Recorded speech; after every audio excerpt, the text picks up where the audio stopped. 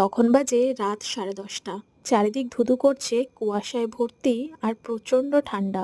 তার মধ্যে প্ল্যাটফর্মে ট্রেন থেকে নামার পর দেখলাম চারিদিকে কেউ নেই, একদম ফাঁকা প্ল্যাটফর্মটা। আমরা সকলে মিলে হাঁটতে লাগলাম। চারিদিকে কাউকে না দেখতে পেয়ে বেশ গা ছমছম করছিল। তারপর সোনাকে বসালাম ট্রলিতে। প্ল্যাটফর্মের বাইরে বেরিয়ে দেখলাম খুব বেশি রিক্সাওয়ালা নেই। একটা রিক্সাওয়ালাকে ধরে অনেক রিকোয়েস্ট করে পৌঁছে গেলাম হোটেলের সামনে। তারপর এই হোটেলের রিসেপশনে বেশ কিছুক্ষণ কাটিয়ে একটা রুম বুক করা হলো। সেই রুমে যাওয়া মাত্র খাবার দাবার অর্ডার করে দিলাম। যে হোটেলে আমরা এখন থাকছি সেই হোটেলের সমস্ত ডিটেলিং কিন্তু আমার লং ভিডিওতে দেওয়া আছে। তখন বাজে রাত 12:30।